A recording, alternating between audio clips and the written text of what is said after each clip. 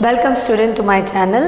In this session of central tendency, we'll study about combined mean and weighted mean. Before this, इस session से पहले मैंने आपको अलग अलग सीरीज़ के जैसे कि इंडिविजुअल, डिस्क्रीट और कंटिन्यूस सीरीज़ के तीनों मेथड बताए थे, shortcut, direct and step division method. अब हम पढ़ते हैं सबसे पहले कंबाइन मीन।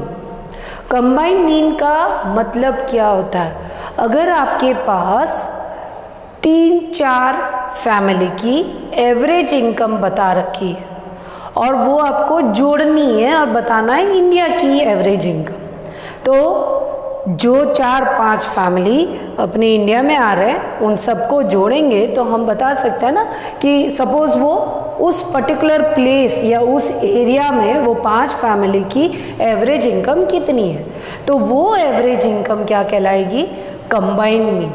एक एक की एवरेज मीन तो मुझे पता है, एक एक की फैमिली की एवरेज मीन मुझे मालूम है।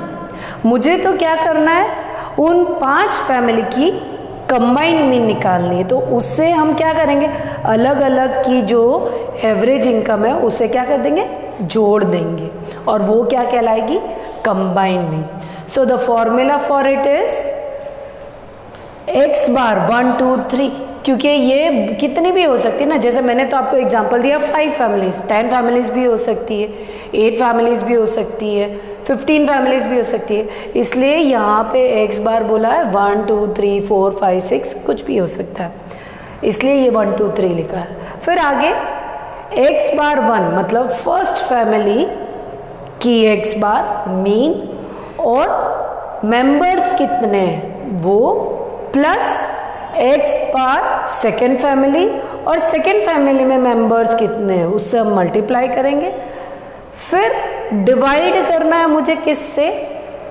Number of members in the family, चाहे फर्स्ट फैमिली में कितने नंबर है, सेकेंड फैमिली में कितने हैं, थर्ड में कितने हैं, फोर्थ में कितने हैं, 5 में कितने हैं, फिर उन सबको जोड़कर मैं डिवाइड कर दूंगी तो मुझे क्या मिल जाएगा? Combined mean. What is weighted mean? Weighted mean में आप लोगों को x के साथ में क्या दिया गया होगा? वेट दिया गया होगा, इसीलिए उसे वेटेड मीन कहते हैं। पहले हमेशा x यानी एक वेरिएबल के साथ आपको क्या मिल रही थी? फ्रीक्वेंसी मिल रही थी। पर इस क्वेश्चन को या इसमें क्या डिफरेंस है? इसमें ये डिफरेंस है कि आपको क्या मिलेगी? वेट मिलेगी। एक तो होगा वेरिएबल, दूसरा जो होगा वो क्या होगा? वेट होगा, क्वांटिटी होगी। तो उससे फॉर्मूले में कैसे यूज करेंगे? x बार वेटेड मेथड का इसलिए w लगा है is equal to sigma w x, जिस तरह से fx करते थे उसी तरह से हमने क्या किया? wx, और जिस तरह से मैं टोटल f लिखती थी उसी तरह से टोटल वेट सिग्मा w। सो ये फॉर्मूले आप लिख लीजिए, हम इन दोनों के एग्जाम्पल स्टार्ट करेंगे। So students, will start solving the question first of weighted mean. Will read the question. The following table shows price per 100 grams of tea using quantity as weight. Find out weighted mean. So this question represent price of 100 gram of tea. तो T तुम्हारा क्या हो गया है? x, और आगे using quantity as weight, जो हमें क्वांटिटी मिली है हम उसको क्या मानेंगे? वेट, यानी w से डिनोट करते हैं। सो वेटेड मीन का फॉर्मूला, वेटेड मीन का फॉर्मूला होता है सिग्मा, हम वेटेड मीन निकाल रहे हैं इसलिए w लगाते हैं, sigma w x upon sigma w। तो सबसे पहले सिग्मा w का टोटल यानी वेट का टोटल लगाते हैं। Sigma w is equal to total will be 10 20 30 36, okay. The next column will be of wx. So next column हम बनाते हैं wx का. wx का कॉलम बनाया, फिर मल्टीप्लाई किया. सो 22.50 मल्टीप्लाई बाई 10 करोगे तो 25. 3 8s are 24. 3.50 मल्टीप्लाई बाई 8 करोगे तो 28. 4 into 4 will be 16. 4.25 multiply by 4 करोगे तो मिलेगा तुम्हें 1700 तो हो जाएगा, पॉइंट के बाद तो 17 हो जाएगा. 5 2s are 10. सो हमने wx फाइंड कर लिया. अब हमें इसकी क्या चाहिए, टोटल चाहिए. तो हम टोटल करेंगे.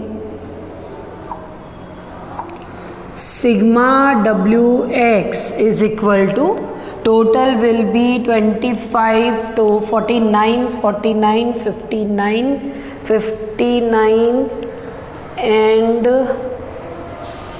तो हो जाएगी टोटल तुम्हारी 120.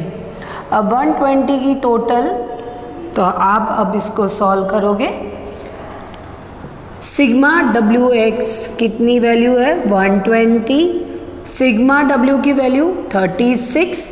अब आप डिवाइड करोगे तो यू विल गेट 12 से अगर हम डिवाइड करते हैं तो 10 हो जाएगा. 10 3. सो 3 के 3.33 तुम्हारा वेटेड मीन है. Is it clear student? इस तरह से वेटेड मीन कुछ नहीं है, जिस तरह से डायरेक्ट मीन का फॉर्मूला होता है थोड़ा सा चेंज है. यहाँ पे आपका वेटेड मीन क्या हो गया, 3.33. Now the next question is of combined mean. अब जो क्वेश्चन करेंगे वो किसका है, कंबाइंड मीन का क्वेश्चन है. 60 student of section A of class 11 obtain 14 mean marks in statistics. 40 students of section B obtain 35 mean marks in statistics. You have to find combined mean. तो पहले एक सेक्शन, कौन सा सेक्शन, सेक्शन A मानते हैं suppose. दोनों ही class 11 है. Section A में कितने स्टूडेंट है, 60 स्टूडेंट. सेक्शन बी में कितने स्टूडेंट्स है, 40 स्टूडेंट्स. एक्स बार मीन कितना है, 60 स्टूडेंट का मीन है 40 और बी सेक्शन में 40 स्टूडेंट का मीन है 35. अब हमें क्या फॉर्मूला लगाना है कंबाइंड मीन का. कंबाइंड मीन बहुत इजी है. कंबाइंड मीन का फॉर्मूला यही लिखवाया था, right. So bar 1 arithmetic mean 1 multiply by n1 plus arithmetic mean 2 n2 divide by number, तो n1 और n2. तो हमारे पास दो सेक्शन है. दो सेक्शन के टोटल स्टूडेंट्स कितने हैं, n कितना है हमारा, ये n है. नंबर ऑफ स्टूडेंट्स दोनों क्या डिनोट कर रहा है, n डिनोट कर रहा है. तो हम वैल्यूज पुट ऑन कर रहे हैं. n डिनोट कर रहा है तो यहाँ पे n1 कितना हुआ 60, n2 कितना हुआ 40. अब x बार इंटू n1, तो हमारा x बार सेक्शन A का हम डिनोट करते हैं x1. सो x1 कितना है 40 इंटू n1. n1 कितना ऊपर 60. n2 कितना है, सॉरी x बार 2 कितना है 35 इंटू n2 कितना है 40. सो वैल्यूज पुट ऑन कर दिए. अब हम इसको सॉल्व करेंगे. 2400 प्लस 35 इंटू 4 करोगे 22 4 12. सो 1400 और इनकी टोटल लगाओगे तो 100. So the combined mean will be 38,000. So 3,800 divide by 100. So cancel किया तो हमारा कंबाइंड मीन आया है 38. तो स्टूडेंट्स इस तरह से क्वेश्चन कर सकते हो, कभी भी आंसर्स को हाईलाइट करो, क्योंकि अगर थोड़ी बहुत यहाँ पर मिस्टेक भी है पर आंसर आपने प्रॉपरली हाईलाइट किया है तो आपकी कोई दिक्कत नहीं आएगी. Now the next question. So हम क्वेश्चन करेंगे अब मिसिंग फ्रीक्वेंसी का. मिसिंग फ्रीक्वेंसी अगर दी गई है क्वेश्चन में, यानी कि अरिथमेटिक मीन है और कोई फ्रीक्वेंसी मिस हो चुकी है, तो आप उसको किस तरह से कैलकुलेट कर सकते हो. The arithmetic mean is 18. आपको x बार कितना दे रखा है, अरिथमेटिक मीन दे रखा है 18 और you have to find the missing frequency. So यहाँ पे आपका क्वेश्चन है 11 से 13 की क्लास से 3 फ्रीक्वेंसी, 13 टू 15 क्लास से 6 फ्रीक्वेंसी है, 15 टू 17 की क्लास में 9 फ्रीक्वेंसी है, 17 टू 19 में 13 फ्रीक्वेंसी है, 19 टू 21 में मिसिंग है फ्रीक्वेंसी. अगर फ्रीक्वेंसी मिसिंग है तो हम उसको अज्यूम कर लेते हैं y. Let the missing frequency be y. Okay. फिर 21 से 23 कितनी है 5, 23 से 25 कितनी है 4. ये तुम्हारी सारी मिसिंग फ्रीक्वेंसी है. हमारे को पता है कि x बार का फॉर्मूला क्या होता है, sigma f x upon sigma f. Student जब भी आप मिसिंग फ्रीक्वेंसी फाइंड कर रहे हो, कोशिश करो कि डायरेक्ट मेथड का फॉर्मूला ही लगाओ.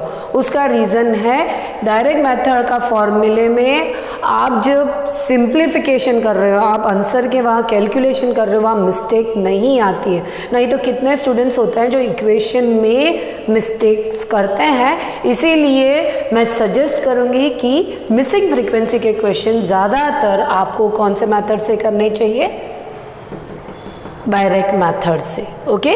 So will start the question. अब सबसे पहले हमें सिग्मा एफ चाहिए, तो हम एफ की टोटल लगा लेते हैं. एफ की टोटल कितनी हो जाएगी 3 6, तो 3 + 6 इज 9, 9 18, 18 20 30 31 31 36 एंड 40 आ रहा है. जहाँ क्या मैंने उसको टोटल नहीं लगाई है, वो क्या लिखी जाएगी +y, क्योंकि अल्फ़ाबेट है, नंबर तो है नहीं तो हम टोटल में तो ले नहीं सकते. बाकी सब नंबर की 3 6 9 13 5 4 इन सबको जोड़कर टोटल क्या आई 40. x को मैंने छोड़ दिया था तो यहाँ पे क्या लिख दिया +x. अब मैं नेक्स्ट कॉलम, कौन सा कॉलम है मेरा नेक्स्ट कॉलम fx. सो fx का कॉलम बनाते हैं. fx के कॉलम के लिए सबसे पहले आपको कौन सी सीरीज दे रखी है, कंटिन्यूस सीरीज. तो हमें क्या फाइंड करना पड़ेगा x. तो पहले fx से पहले हम x निकाल लेते हैं. सो 11 और 13, तो मिड वैल्यू कैसे निकालते हैं, L1 + L2 डिवाइड बाई 2. तो जब आप मिड वैल्यू निकालोगे इसकी, तो इसकी निकलेगी 12, क्योंकि इन दोनों के बीच का नंबर ही 12 है. इसके बीच का नंबर 14, इनके बीच का नंबर 16, इनके बीच का नंबर 18 20. तो हमको विदाउट कैलकुलेशन ही सारे इजीली मिल रहे हैं, क्योंकि मिड नंबर ही इनका गायब है, तो हमें कैलकुलेट करना ही नहीं पड़ा. 23, तो 24 will be your mid value.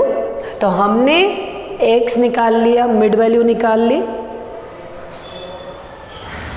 Mid value के बाद में नेक्स्ट कॉलम अब हमारा बनेगा कौन सा, sigma x. 6 × 14, 6 × 14 will be 84, 9 into 16, 144, 13 into 18, 234, 20 into y करेंगे तो ये हो जाएगा हमारा 20y, है ना, वेरिएबल है और एक नंबर है तो मल्टीप्लाई कर सकते हैं, तो 20 इंटू वाई करेंगे तो 20y हो जाएगा। 5 इंटू 22 110, 4 इंटू 24 96। अब हम सारे नंबर्स की टोटल लगाएंगे और उसको प्लस कर देंगे वेरिएबल के साथ, यानी कि 20y को अलग रहने दो, 20y जो है वो अलग रहेगा, बाकी सारे नंबर्स की मैं टोटल लगाऊंगी तो टोटल आएगी 704। अब हम स्टूडेंट्स वैल्यूज को पुट ऑन करते हैं। x bar is equal to sigma f x upon sigma f, values को पुट ऑन करते हैं। x बार मेरा कितना है 18, सिग्मा एफ एक्स टोटल मैंने निकाल ली 704 plus 20y upon sigma F की टोटल कितनी है 40 प्लस y। अब आप इक्वेशन सॉल्व कर सकते हो। जब डिनोमिनेटर इज इक्वल टू के पास वाले नंबर पे जाता है तो रेसिप्रोकल हो जाता है, सो डिवीजन क्या हो जाएगा multiplication. 18 into 40 plus y is equal to ऊपर वाले न्यूमरेटर वाले नंबर एज इट इज लिख दो, फिर हम मल्टीप्लाई करेंगे। सो 18 multiply by 40 will be 720, 18 multiply by y करोगे तो 18y, क्योंकि हमने क्या किया ब्रैकेट को खोल दिया तो 18 को 40 से भी मल्टीप्लाई किया और 18 को y से भी मल्टीप्लाई किया, is equal to 704 plus 20y। ये अब यहाँ कर रही हूँ। सो 720, हम एक लाइन खींच देते हैं, 720 के पास हम ले आए 704 को, यहाँ पे 20y है तो यहाँ पे 18y को ले आएंगे, 18y प्लस का साइन है तो रेसिप्रोकल हो जाएगा, तो कौन सा साइन लगेगा माइनस का साइन लगेगा। अब इसको सॉल्व करो, सो ये आएगा आपका 16 और 20 में से माइनस क्या 18 तो हो जाएगा 2y, so therefore y will be 8. This is your missing frequency. So missing frequency is 8. Sorry, 8. This is the way you can find out if the question belongs to missing frequency. So आज students हमने कौन सी चीज़ें सीखी, weighted mean, combined mean and missing frequency. So thank you students.